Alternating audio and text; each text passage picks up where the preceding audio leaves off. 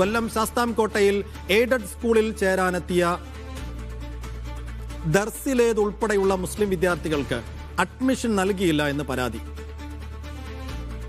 Doctor city Eappen memorial RHSലെ പ്രധാനാധ്യാപികയ്ക്കെതിരെയാണ് പരാതി. വെള്ളവസ്ത്രവും തലപ്പാവും ധരിച്ചെത്തിയ വിദ്യാർത്ഥികളെ സ്കൂളിൽ പഠിപ്പിക്കാനാകില്ല എന്ന് ഹെഡ് മിസ്ട്രസ് പറഞ്ഞതായി രക്ഷിതാക്കളും അധ്യാപകരും PTA വൈസ് പ്രസിഡന്റും പറയുന്നു. അമ്മ വിളിച്ച് ഓരോരുത്തർക്കും ചോദിച്ച് നിങ്ങൾ എല്ലാ ദിവസം വരുന്ന കുട്ടികളാണോ എന്ന് ചോദിച്ചു. അപ്പം പറഞ്ഞു വെള്ളിയാഴ്ച എങ്ങാനും മുടങ്ങുമായിരിക്കും ടീച്ചറെ എന്ന് പറഞ്ഞു. ഇവിടെ മുസ്ലിങ്ങളെ കയറ്റത്തില്ല, വെള്ള വസ്ത്രം ധരിക്കുന്ന കുഞ്ഞുങ്ങളെ ഞാൻ അനുവദിക്കത്തില്ല, വെള്ളിയാഴ്ച വരുന്നില്ല, ഇനി ഇവരെ ഞാൻ അഡ്മിഷൻ കൊടുക്കത്തില്ല എന്ന് ഇവർ അവിടെ നിന്ന് പരസ്യമായിട്ട് ഇവരെ ആക്ഷേപിച്ച് വിടുകയാണ് ചെയ്തത്. 4 കുട്ടികൾ ഇപ്പം നമ്മൾ കൊണ്ടുവന്ന കുട്ടികൾ മാത്രമേ ഉള്ളൂ മുസ്ലിം കുട്ടികളുള്ളത്. ഇപ്പം ആ കുട്ടികൾ ഇപ്പോൾ ഇവരുടെ മുന്നിൽ ഇരിക്കാൻ പേടിയാണ്. കാര്യം അത്രയ്ക്ക് അവർ വളരെ നിഷ്ഠൂരമായ രീതിയിലാണ് അന്നത്തെ അവരുടെ പെർഫോമൻസ്.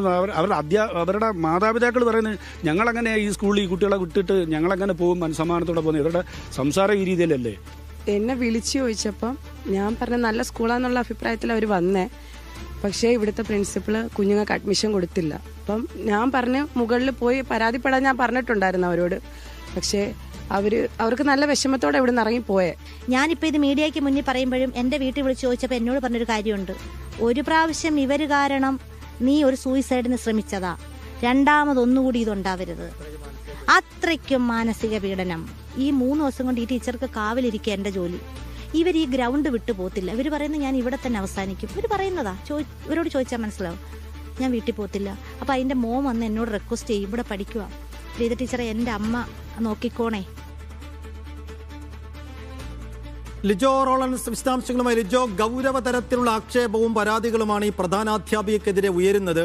അതും വർഗീയ ചുവയോടുകൂടിയുള്ള സംസാരമാണ് ഒരു പ്രധാനാധ്യാപകയുടെ ഭാഗത്തുനിന്ന് വരുന്നത് മനസ്സിലാക്കുന്നു. ദർസിലെ വിദ്യാർത്ഥികളെ പ്രവേശിപ്പിക്കുന്നതിന് അവരെന്ത് പ്രയാസമാണ് അവിടെ പറയുന്നത്? ഈ കുട്ടികൾ പിന്നീട് എന്ത് ചെയ്തു എന്നാണ് നമ്മൾ മനസ്സിലാക്കാൻ കഴിയുന്നത്. പ്രധാനാധ്യാപിക ഇപ്പോഴും ആ നിലപാടിൽ തന്നെയാണോ ഉള്ളത്?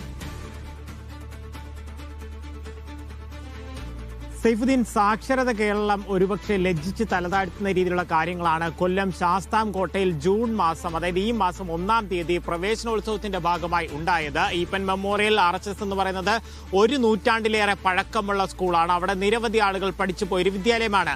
ഈ വർഷം ആകെ അവിടെയുള്ളത് 63 വിദ്യാർത്ഥികൾ മാത്രമാണ്. തുടർന്ന് അധ്യാപകരൊക്കെ സ്ക്വാഡ് വർക്ക് നടത്തിയാണ് പ്രവേശനോത്സവ ദിവസത്തിൽ കൂടുതൽ വിദ്യാർത്ഥികളെ, അതായത് സ്കൂളിന്റെ ചില അധ്യാപകരുടെ പാർട്ട് ടൈം ജോലി ചെയ്യുന്നവരുടെ ജോലി നഷ്ടപ്പെടാതിരിക്കും ഇത്തരത്തിൽ പ്രവർത്തനം നടത്തി വിദ്യാർത്ഥികളെ കൊണ്ടുവന്നത്.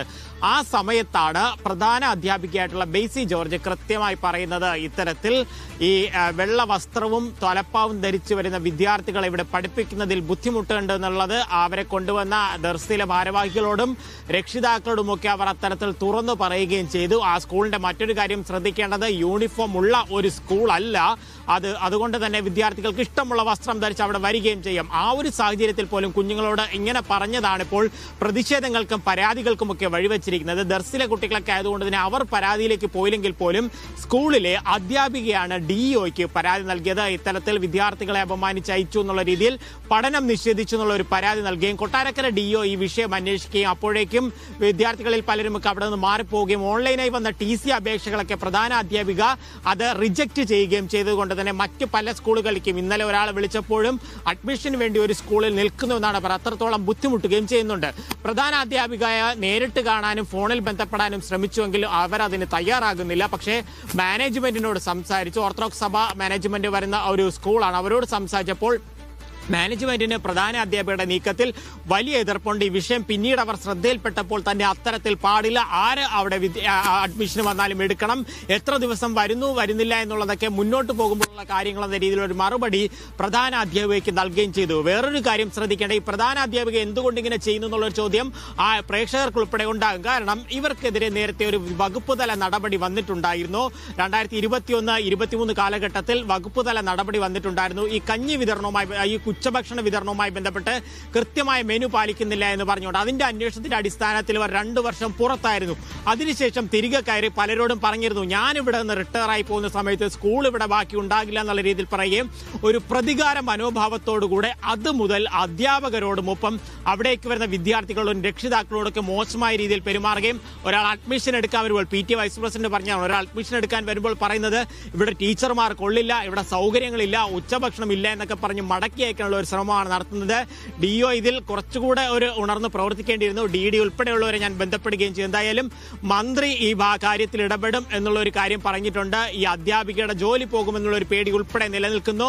ഈ കുഞ്ഞുങ്ങൾക്കെതിരെ ഇത്തരത്തിൽ ഈ വിദ്യാഭ്യാസം നിഷേധിച്ചതിനെതിരെ നടപടി വേണമെന്നുള്ളത് തന്നെയാണ് PTA-യും അധ്യാപകരും രക്ഷിതാക്കളും ഒക്കെ ആവശ്യപ്പെടുന്നത്. ഇതിലിപ്പോൾ ആ കുട്ടികളുടെ ഭാഗത്തുനിന്ന് ഒരു പരാതി പോയാൽ അതിനകത്തൊരു നടപടിയിലേക്കും ആക്ഷനിലേക്കൊക്കെ പോകും. അങ്ങനെ കുട്ടികളുടെ ഭാഗത്തുനിന്നൊരു പരാതി ഇപ്പോൾ വിദ്യാഭ്യാസ വകുപ്പിലെ പ്രധാനപ്പെട്ട ഉദ്യോഗസ്ഥർക്ക് തന്നെയെങ്കിലും ഒരു പരാതി പോകാനുള്ള സാധ്യതയുണ്ടാവും.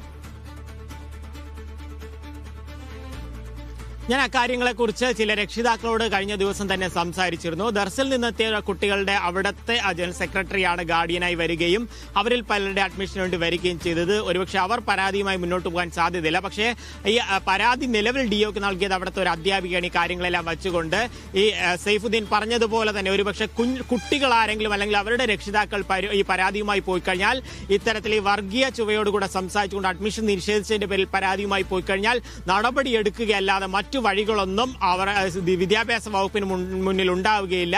PTA-യും അത്തരത്തിലുള്ള എന്തെങ്കിലും കാര്യങ്ങളുണ്ട് അല്ലെങ്കിൽ PTA-യുടെ ഭാഗത്ത് നിന്ന് പരാതി നൽകാൻ കഴിയുമെന്നുള്ള കാര്യങ്ങളെ ഇപ്പോൾ പരിശോധിക്കുകയും ചെയ്യുന്നുണ്ട്.